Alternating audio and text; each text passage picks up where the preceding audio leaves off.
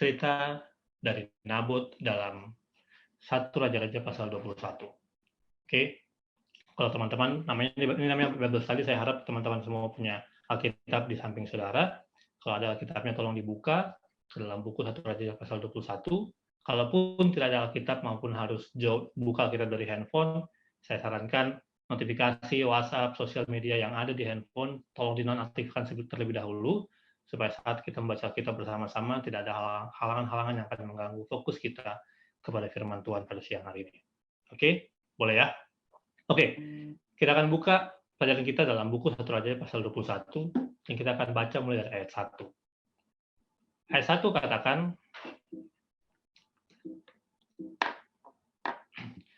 seperti ini.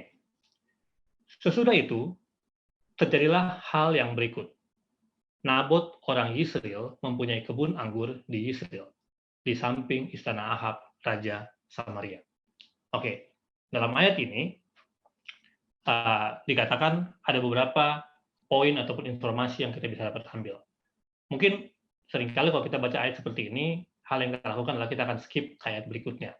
Karena sekilas buat saya pribadi waktu saya baca cerita ini pertama kali, ataupun beberapa saat yang lalu, saya baca bahwa di ayat pertama tidak ada begitu informasi yang sangat penting buat saya dapati dalam ayat ini. Tapi setelah saya baca berulang-ulang kali, saya lihat ternyata ada suatu makna yang Tuhan sisipkan dalam ayat ini yang saya rasa penting juga kita ketahui pada siang hari ini. Yaitu dalam ayat 1 dikatakan ada seorang yang bernama Nabot. Nabot ini berasal dari tempat yang bernama Yisrael. Oleh karena dia dikatakan Nabot orang Yisrael. Nabot memiliki sebuah kebun anggur yang letaknya di samping istana atau rumah Raja Ahab. Oke, ada satu jargon, satu statement yang mengatakan bahwa apalah arti sebuah nama, ya kan? Apalah arti sebuah nama. Tapi begitu kalau kita baca ini berulang kali atau kita dalami secara dalam dan kita cari tahu apa sebenarnya arti yang Tuhan sisipkan dalam ayat ini, maka kita akan dapati sebuah arti yang luar biasa.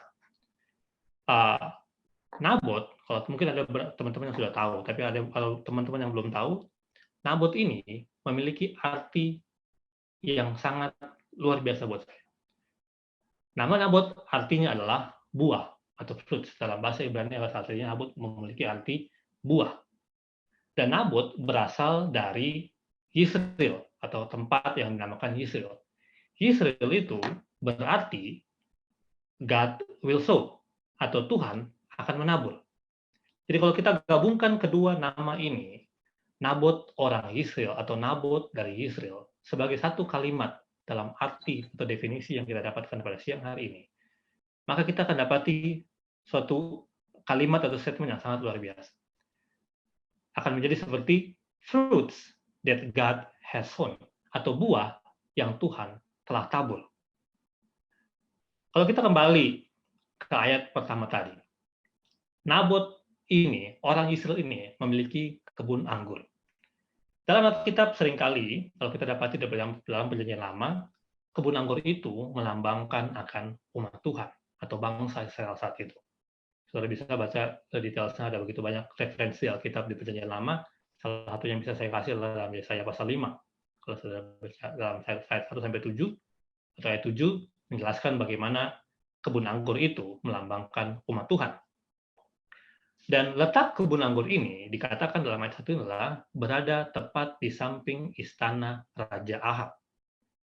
Oke, siapa Raja Ahab ini? Saya yakin teman-teman semua yang hadir pada siang hari ini sudah tahu kurang lebih siapa Ahab itu. Ahab terkenal sebagai seorang raja yang jahat, wicked king di bangsa Israel. Dia melakukan begitu banyak kejahatan di mata Tuhan sehingga dia dikenal dengan raja yang jahat. Di ayat 2, kalau kita pergi ke ayat 2, di ayat 2, datanglah Ahab kepada Nabot. Jadi ceritanya, saat ini Ahab ini, si raja ini datang kepada Nabot, dan dia berkata seperti ini, berikanlah kepadaku kebun anggurmu itu, supaya kujadikan kebun sayur, sebab letaknya dekat dengan rumahku. Sampai di sini. Kira-kira ada yang salah nggak dengan permintaan Ahab ini kepada Nabot? Apakah ada yang salah? Apakah ada yang aneh dari request Ahab kepada Nabot? Dia datang kepada Nabot bahwa dia ingin minta kebun anggur ini supaya menjadikan kebun anggur itu menjadi kebun sayur. Saudara, untuk mendapati suatu fondasi yang menurut saya supaya kita bisa nyambungkan cerita ini, boleh kita buka di buku Yesaya pasal 5. Saya nggak ada ayatnya di slide, jadi boleh teman-teman buka ya, Yesaya pasal 5 ayat 1. Ada yang boleh bantu baca, baik itu mungkin panitia, mungkin Grace boleh baca. Yesaya 5 ayat 1.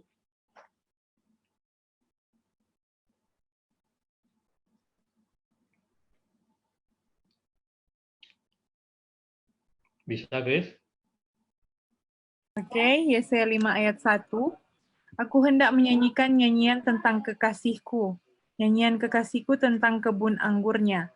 Kekasihku itu mempunyai kebun anggur di lereng bukit yang subur. Oke. Di ayat 1, dalam buku Yesaya pasal 5, dikatakan bahwa kekasih itu memiliki kebun anggur. Kekasih ini melambangkan Tuhan sendiri. Jadi, Tuhan itu memiliki kebun anggur di lereng bukit yang subur. Kita lanjut ayat 2. Apa yang Tuhan lakukan atas kebun anggurnya ini? Boleh lanjut, Chris? Ayat 2. Ayat 2, ia mencangkulnya dan membuang batu-batunya dan menanaminya dengan pokok anggur pilihan. Ia mendirikan sebuah menara jaga di tengah-tengahnya dan menggali lubang tempat memeras anggur. Lalu dinantinya supaya kebun itu menghasilkan buah anggur yang baik, tapi yang dihasilkannya ialah buah anggur yang asam. Oke, perhatikan kedua ayat ini. Kedua ayat ini katakan bahwa di ayat pertama kita dapati bahwa Tuhan memiliki kebun anggur di lereng yang subur itu. Dan di ayat 2 dikatakan bahwa Tuhan mengerjakan kebun itu. Dia ngapain? Dia mencangkul. Kalau bahasa Inggrisnya ini bukan mencangkul, lebih ke fence, membuat pagar. Dia mencangkul, dia buat pagar. Dia buat apa lagi? Dia buat menara jaga dan membuat tempat memeras anggur. Bahkan Tuhan menanamnya dengan pokok anggur pilihan. Dan setelah kerja keras yang Tuhan lakukan kepada kebun ini, kepada tanah ini, di ayat 2 dikatakan Tuhan menantikan akan hasil anggur yang baik. Namun, ironisnya di ayat 2 tadi katakan bahwa hasil yang dapat adalah anggur yang asam. Tuhan telah menata lahan itu dengan sedemikian rupanya, dengan kerja kerasnya, dengan effort yang begitu besar, untuk menjadikan kebun anggur ini baik. Dari awal Tuhan memiliki sebuah tujuan yang jelas kepada kebun ini. Dia membangun tanah itu untuk menjadikan kebun anggur yang menghasilkan buah yang baik. Dan kalau kita kembali ke pertanyaan yang saya tanyakan di awal, apa yang salah dengan tujuan Ahab meminta kebun anggur itu kepada Nabot dan ingin mengubahnya menjadi kebun sayur? Saudara, Tuhan, kita tahu bahwa dia bekerja dengan keras mengolah tanah ini, membuat itu dengan sebuah tujuan yang baik. Tuhan mengeluarkan effort untuk mengerjakan hidup kita. Kita tahu kebun anggur adalah umat Tuhan, adalah kita sendiri. Dan Tuhan mengeluarkan sebuah effort ataupun bekerja untuk kehidupan kita. Dia memagari hidup kita dengan firman-Nya. Dia kasih kita perintah hukum-hukumnya supaya kita nggak berdosa. Dia kasih kita Bible study seperti ini. Dia kasih kita minggu sembahyang, KKR, kebaktian di gereja, atau apapun yang dapat membuat supaya hidup kita berbuah. Dengan menjadi suatu tujuan, dengan memiliki satu tujuan bahwa Tuhan ingin menjadikan kita sebagai umat Tuhan, menjadi umat Tuhan yang berbuah dengan baik. Nah, dalam ayat cerita ini dikatakan bahwa Ahab datang dengan request, dengan maksud tujuan untuk meminta kebun anggur Nabot dengan satu agenda yang jelas, yaitu ingin mengubah sesuatu yang Tuhan telah kerjakan untuk sesuatu dengan tujuan yang berbeda. Dan kalau kita dalami dalam cerita ini, karakter Ahab ini yang kita tahu bahwa dia adalah seorang raja yang jahat, ini juga melambangkan sebuah atau satu karakter yang lebih dalam lagi, yaitu melambangkan musuh Tuhan atau setan itu sendiri. Dan seringkali setan datang kepada umat Tuhan dengan satu agenda untuk mengubah apa yang telah Tuhan tabur dalam hidup kita apa yang Tuhan telah kerjakan dalam hidup kita untuk menjadi sesuatu yang berbeda dengan tujuan yang apa yang sudah Tuhan miliki dalam hidup kita. Setan melihat akan setiap apa yang Tuhan tabur dalam kehidupan kita. Dan dia akan bisa berkata kepada kita, Arnold, kasih sama saya apa yang Tuhan sudah tabur buat kamu. Karena setan mau menggunakan itu untuk menjadi sebuah tujuan yang berbeda. Sebagai contoh, kita mungkin punya talenta nyanyi. Saya punya teman sini, Rival, dia suka menyanyi. Saya tahu dia anggota choir dulunya. Contohnya, Rival ini punya talenta bernyanyi. Dia bisa bernyanyi, dia rajin bernyanyi di gereja. Dan dia gunakan talenta ini untuk nyanyi di gereja, untuk memuji Tuhan. Lalu setan bisa datang kepada Rival, dan dia bilang, Rival, lihat, segala effort yang kamu lakukan untuk nyanyi di gereja, di choir, melayani dari tempat ke tempat lain, tidak ada yang terlalu peduli akan apa yang sudah kamu lakukan dalam pelayanan itu. Nggak ada jemaat yang terlalu memuji engkau. Nggak ada orang yang terlalu notice bahwa kamu sudah melakukan pekerjaan Tuhan. Sekarang, coba kamu datang sama saya, ya, dan saya akan mengubah apa yang kamu miliki itu menjadi sebuah yang hebat lagi. Saya bisa bikin kamu menjadi seorang penyanyi yang terkenal di seantero Manado contohnya. Saudara, pertanyaannya yang bisa kita tanyakan dalam diri kita pada siang hari adalah, apakah kita sadar sudah sejauh mana kita biarkan setan menggunakan apa yang Tuhan telah berikan kepada kita untuk menjadi kemuliaan setan, bukan menjadi kemuliaan Tuhan. Dan realitasnya, faktanya, dalam cerita ini, setan tidak pernah, atau musuh Tuhan itu tidak pernah datang kepada kita dengan tangan kosong. Dalam ayat ini, 1 Raja 21 ayat 2, di bagian terakhirnya, dikatakan bahwa Ahab datang dengan sebuah tawaran.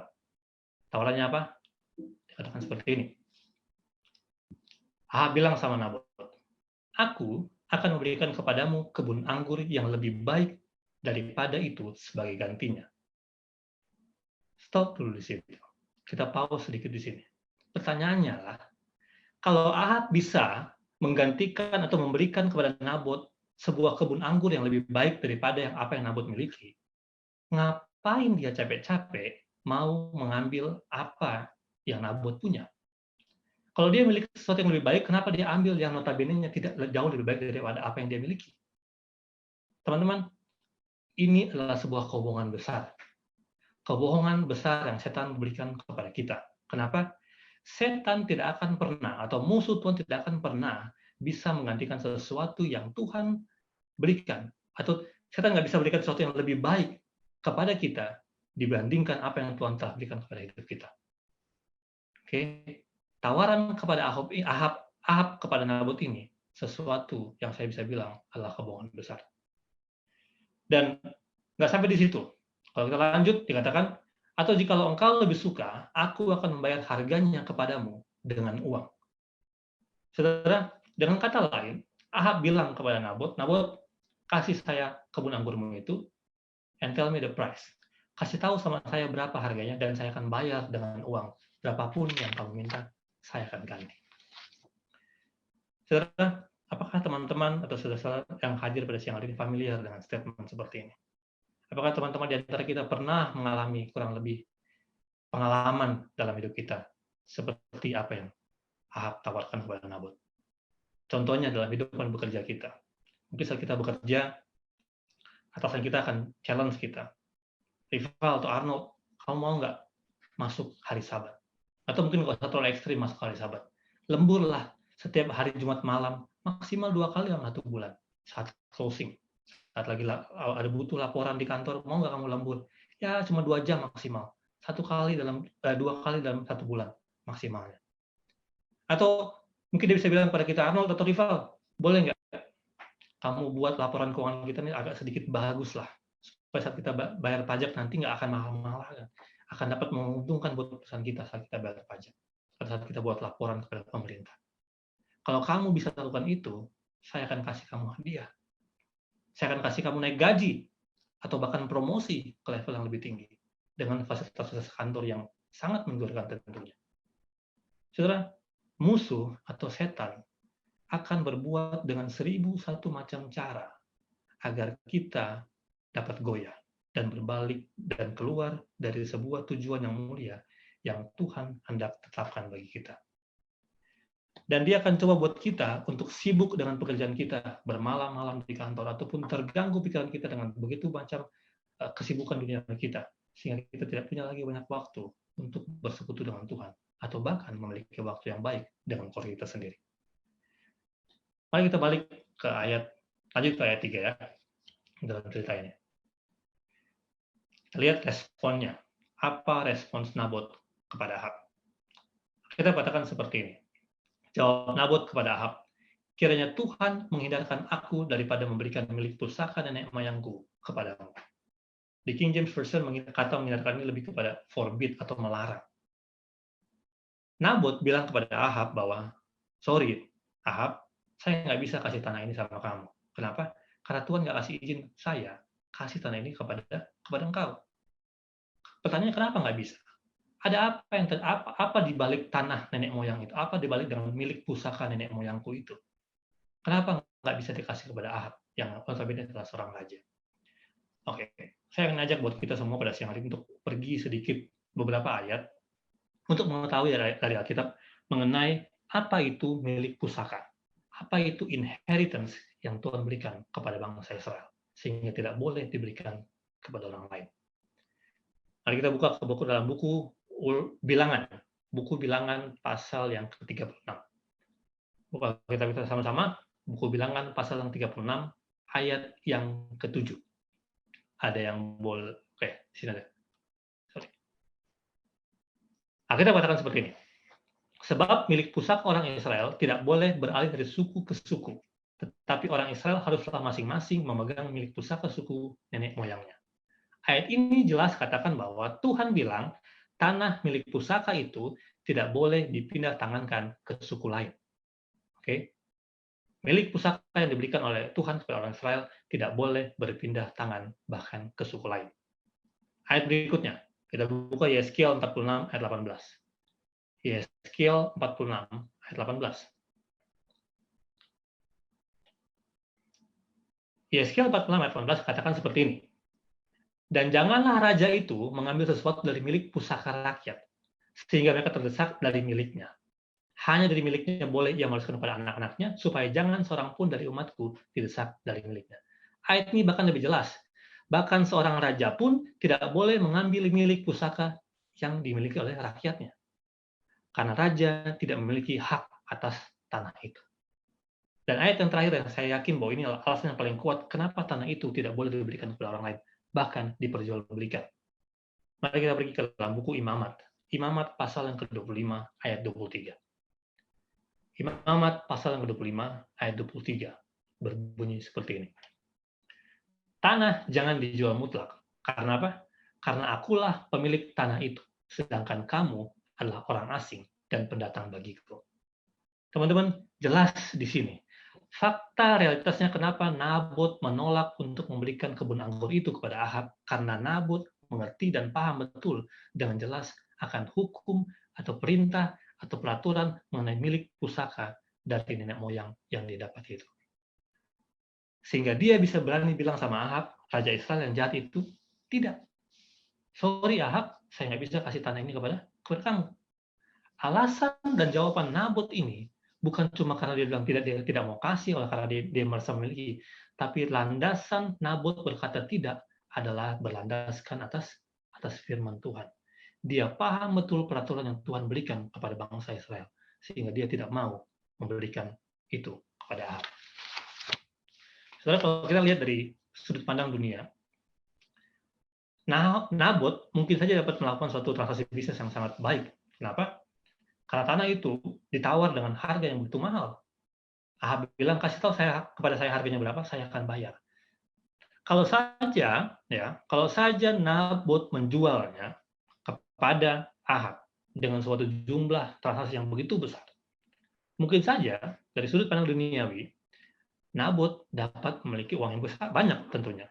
Lalu dia bisa beli tanah yang lebih besar, contohnya, dan dia bisa expand lagi dengan sebuah kebun anggur yang lebih luar biasanya dari sudut pandang dunia. Tapi puji Tuhan, dalam ayat ini, dalam cerita ini dikatakan bahwa Nabot tidak mau menjualnya. Nabot tidak memilih pilihan itu. Dan saudara, di saat seperti ini, zaman-zaman seperti ini, Tuhan membutuhkan orang-orang seperti Nabot. Tuhan membutuhkan orang-orang yang memiliki karakter seperti Nabot saat ini. Oke, lanjut dulu ya. Kita lanjut dan melihat dalam 1 Raja 21 ayat 4. Kita lihat apa respon Ahab terhadap jawaban Nabot ini. Dalam ayat 4 dikatakan setelah Ahab mendengarkan respons atau jawaban dari Nabot, dia masuk ke dalam istana dengan kesal hati, gusar, karena perkataan yang dikatakan Nabot orang Yisrael itu kepadanya. Tidak akan kuberikan kepada milik pusaka nenek moyangku, maka berbaringlah ia di tempat tidurnya dan melengkupkan mukanya dan tidak mau makan. Saudara, Ahab lagi ngambek. Dia masuk kamar, dia taruh kepalanya di bawah bantal, dan dia mogok makan. Sikap Ahab ini menunjukkan ketidakdewasaan Ahab. Karena ngambek seperti ini, kita bisa dapati hanya kepada anak-anak kecil. Anak-anak kecil, kalau contohnya tidak dikasihkan sebuah yang apa yang dia ingini, apa yang dia mau, terus mamanya nggak kasih.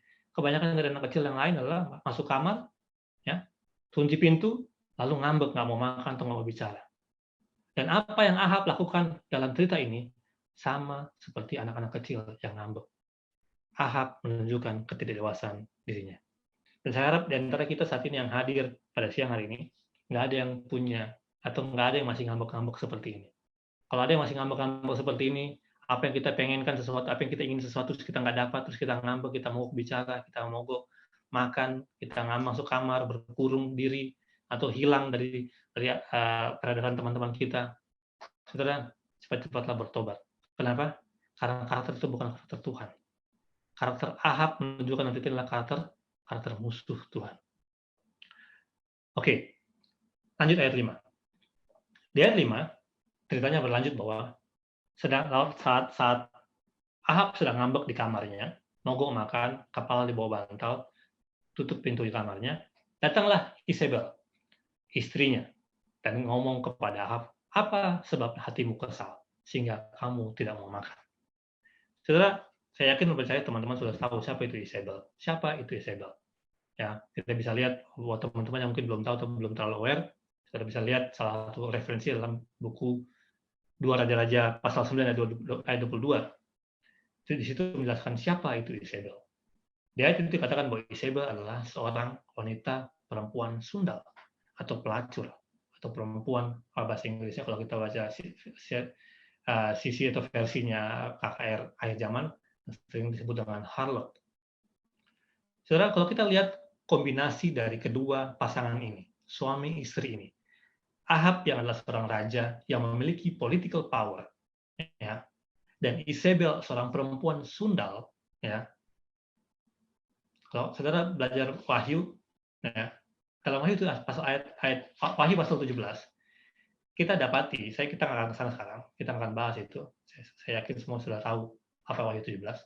Di Wahyu 17, kita akan dapati juga sesuatu yang sama dengan apa yang melambangkan dari apa yang direpresentatif daripada Ahab dan Isabel ini.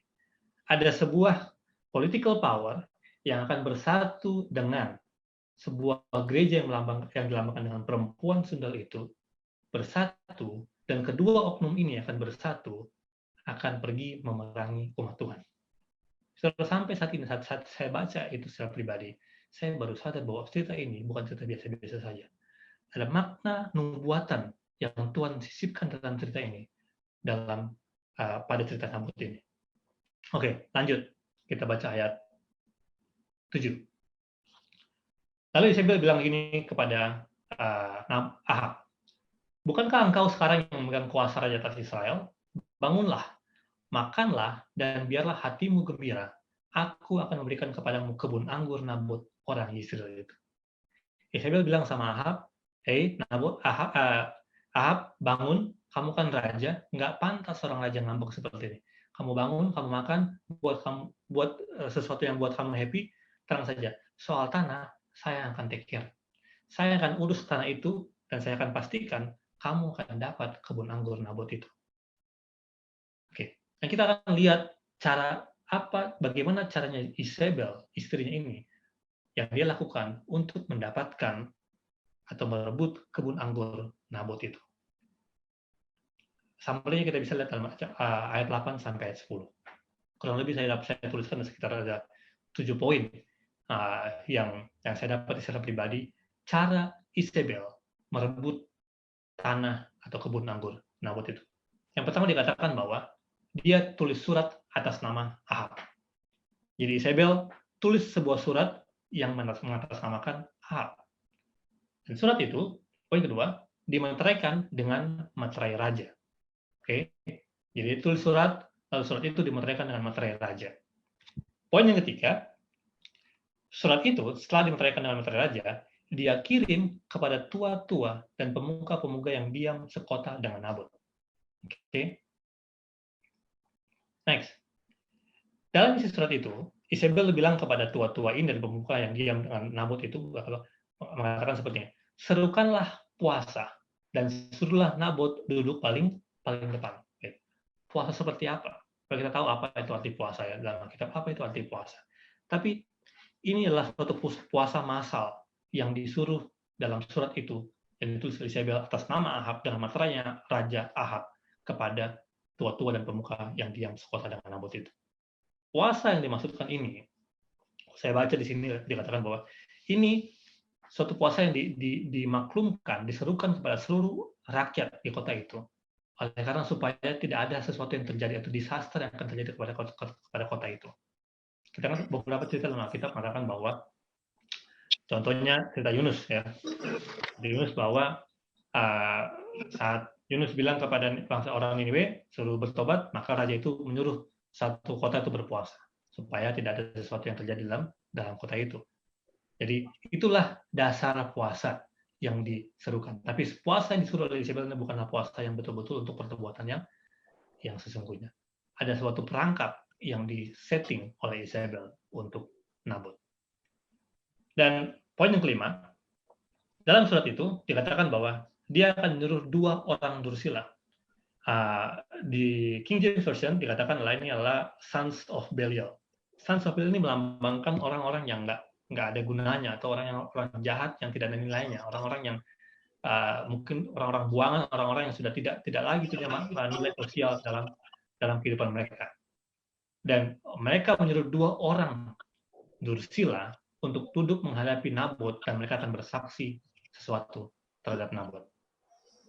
Saudara, menurut hukum bangsa Israel, peraturan bangsa Israel yang kita bisa dapat di dalam buku Ulangan pasal 17, untuk menghukum sebuah orang atau satu orang yang menghukum seorang dengan hukuman atau bahkan hukuman mati, diperlukan minimal 2 orang saksi. Oke, saudara bisa baca dalam Ulangan 17 ayat 16. Ulangan 17 ayat 16 katakan seperti itu, minimal 2 atau 3 orang saksi untuk mengkonfirm bahwa kasus ini valid untuk orang itu dapat dihukum. Oke, pertanyaannya, bagaimana Isabel bisa tahu bahwa ada hukum itu? Bukankah Isabel terkenal dengan perempuan pelacur, orang yang jahat yang tidak pernah obey, tidak pernah menurut sama Tuhan? Kalau dia tidak pernah menurut, kenapa dia masih ingat akan perintah ini? Saudara, Isabel tahu semua hukum-hukum yang Tuhan berikan kepada mereka. Tapi masalahnya, dia tidak mau menuruti akan perintah Tuhan. Dan ironisnya, dia hanya akan gunakan beberapa hukum-hukum Tuhan atau peraturan yang Tuhan berikan hanya untuk menjadi kepentingan pribadinya sendiri. Dan inilah yang dilakukan Isabel dalam surat ini. Dalam sebuah perangkap atau sebuah skenario yang dia setting untuk menjatuhi Nabot dan memberikan kebun anggur itu kepada suaminya. Saudara, pertanyaannya buat kita adalah, pernahkah kita pilih-pilih hukum Tuhan atau peraturan Tuhan yang diberikan kepada kita untuk menghakimi atau menjatuhi orang lain? Atau pernahkah kita pakai hukum Tuhan hanya kita pilih-pilih untuk menguntungkan diri kita sendiri? Saudara, kalau ini ada dalam hidup kita, kembali lagi, Tuhan suruh kita bertobat. Kita nggak boleh pilih-pilih hukum Tuhan, apalagi untuk dengan maksud menjatuhkan dan menghakimi orang lain. Karena cara itu merupakan cara yang sama yang Isabel lakukan kepada Nabot. Oke. Poin yang keenam. Poin keenam, Nabot dituduh telah mengutuk Allah dan raja. Oke, ini ada poin yang sangat menarik buat saya. Kenapa? Karena dia dituduh telah mengutuk Allah dan raja. Tuduhan Isabel atau tuduhan yang diberikan Nabot yang diberikan kepada Nabot pada cerita ini bukan saja sampai dalam mengutuk Allah. Karena kalau tuduhannya hanya untuk mengutuk Allah, maka itu hanya dapat menghilangkan nyawanya Nabot, tapi tidak dapat memberikan kebun anggur milik Nabot kepada orang lain. Oke? Oleh karena itu, Isabel dengan jelas dan tahu, dan dia taruh dalam surat itu bahwa dia harus, tuduhan yang diberikan kepada Nabot haruslah lengkap. Bukan hanya mengutuk Allah, tapi dia juga mengutuk raja. Siapa raja itu? Ahab. Kenapa? Kalau tuduhan itu diberikan kepada Nabot bahwa dia telah mengutuk Tuhan dan raja, bahkan jadi saat itu dikonfirm dengan dua saksi yang jelas yang mereka miliki, dan semua orang confirm bahwa itu betul, maka saat Nabot dihukum mati oleh karena dia telah mengutuk Allah dan raja, dan tanah yang dimiliki itu bisa saja menjadi tanah yang sengketa. Oke, secara hukum, secara kuasa, Ahab punya kekuasaan sebagai raja, dan dia bisa saja menggunakan kuasanya untuk mengambil tanah sengketa itu menjadi miliknya, dan selesai. Nabot hilang, dan Ahab pun mendapatkan apa yang dia inginkan. Saudara, tuduhan yang diberikan kepada Nabot ini ada kesamaannya dengan apa yang tuduhan yang diberikan oleh bangsa Israel waktu itu kepada Yesus. Yesus juga dituduh telah membuat satu tindakan blasphemy katanya, kalau bahasa Inggrisnya, bahwa mengutuk Allah. Ya. Yesus juga dituduh dengan tuduhan yang sama, dia telah menghujat Allah. Dan dia juga di poin ke-7, saat ada tuduhan dikatakan bahwa Nabot dibawa keluar dan dilempar dengan batu sampai mati. Yesus juga dibawa keluar kota Yerusalem dan dia dibunuh di kayu salib. Saudara, betapa dalam arti nubuatan dalam cerita ini. Bahkan jauh sebelum Yesus lahir, bahkan jauh sebelum Yesus mati di kayu salib, ada satu nubuatan dalam dan cerita ini, bahwa ada juga kesamaan bahwa Yesus akan mati, dibawa keluar dan dilempari, dan dibunuh mati di luar kota itu. Dan tuduhan yang sama, saya yakin dan percaya bahwa tuduhan yang sama akan juga kita miliki atau akan juga kita rasakan dan kita lewati juga di akhir zaman ini. Karena sebagai contoh, setelah Yesus mati, dalam Kisah pasal 7, kita lihat bagaimana Stefanus juga mati dilempari batu di luar kota. Dan kurang lebih tuduhan yang sama juga diberikan kepada Stefanus. Saudara, di akhir zaman ini, musuh Tuhan atau setan ini dan gerejanya dan sekutunya, perempuan sundal ini, gereja yang murtad ini, akan membuat suatu rencana yang besar untuk memerintahkan sebuah eksekusi dan menuduh umat-umat Tuhan bahwa mereka telah berbuat salah, dan bahkan untuk membunuh umat-umat Tuhan. Dan orang-orang yang akan melakukan eksekusi ini akan merasa bahwa mereka telah melakukan hal yang baik. Dalam Yohanes 16 ayat 2, dikatakan seperti ini. Kamu akan dikucilkan, bahkan akan datang saatnya bahwa setiap orang yang membunuh kamu akan menyangka bahwa ia berbuat bakti bagi Allah. Oke. Kita lanjut dulu. Ayat 17. 1 Raja 21 ayat 17. Jadi setelah ceritanya itu terjadi, ayat 17, firman Tuhan datang kepada Elia dan bunyi-bunyi seperti ini. Bangunlah dan pergilah menemui Ahab, raja Israel itu yang di Samaria, karena dia telah pergi ke kebun anggur itu untuk mengambil kebun anggur Nabot, untuk mengambil kebun itu menjadi miliknya. Oke, jadi Tuhan bilang kepada Elia, kamu datang kepada Ahab karena Ahab sudah melakukan sesuatu yang salah dan dia telah pergi untuk mengambil yang bukan miliknya. Dan di ayat 19, Tuhan berkata lewat Elia, dikatakan seperti ini, beginilah firman Tuhan, engkau telah membunuh serta merampas juga Katakan pula kepadanya, beginilah firman Tuhan, di tempat anjing telah menjilat darah Nabot, di situ jugalah anjing akan menjilat darahmu. Ini akan menjadi hukuman Ahab atas perbuatan yang dilakukan kepada Nabot. Dan ayat 23, Elia juga sampaikan hukuman untuk istrinya, Isabel. Dikatakan juga mengenai Isabel, Tuhan telah berfirman, anjing akan memakan Isabel di tembok luar Israel. Saudara bisa baca dalam ceritanya dalam 1 Raja dan pasal 2 Raja-Raja. Bagaimana akhirnya apa yang Tuhan katakan ini kejadian. Lalu apa respon Ahab setelah dia mendengarkan hukuman yang diberikan Tuhan lewat Nabi Elia ini? Di ayat 27, ini yang Ahab berikan responsnya. Ayat 25, sebelum itu, ayat Alkitab katakan bahwa tidak ada yang pernah orang seperti Ahab yang berbudak diri dengan melakukan apa yang jahat di mata Tuhan, karena dia telah dibujuk oleh Isabel, istrinya. Saudara, tidak ada yang orang seperti Ahab. Jadi Ahab adalah satu-satunya yang orang seperti ini, yang berbuat jahat di mata Tuhan, oleh karena dia menerima bujukan istrinya.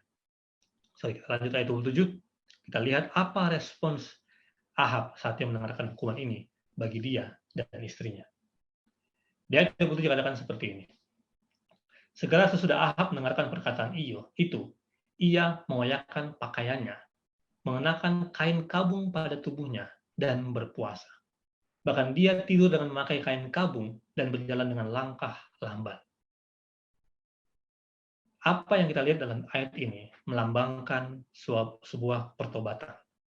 Mengenakan kain kabung, berpuasa, mengoyakkan pakaian, bahkan memakai kain kabung saat tidur, berjalan dengan langkah lambat, itu melambangkan bagaimana orang itu sedang menyesal atau bertobat atas apa yang sudah dia lakukan.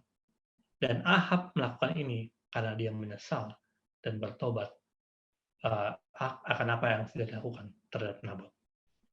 Dan hasil dari pertobatan Ahab ini, di ayat 29, dikatakan seperti ini. Sudahkah kau lihat Ahab merendahkan diri di hadapanku? Oleh karena ia telah merendahkan diri di hadapanku, maka aku tidak akan mendatangkan malapetaka dalam zamannya.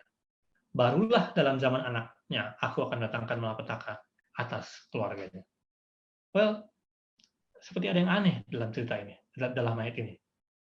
Ahab yang telah, walaupun secara tidak langsung ya, Ahab telah mengizinkan atau membuat Nabot mati dan merebutnya, merampas kebun anggur yang milik Nabot itu.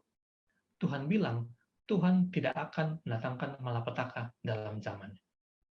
Kenapa begitu? Kenapa Tuhan berbuat seperti itu? Sepertinya tidak adil. Harusnya Ahab menerima hukuman yang sepantasnya. Karena dia sudah melakukan suatu kriminal yang tingkat tinggi. Dia sudah bukan hanya merampas yang bukan milik dia, tapi dia juga membunuh orang yang memiliki tanah itu. Saudara, inilah indahnya cerita ini.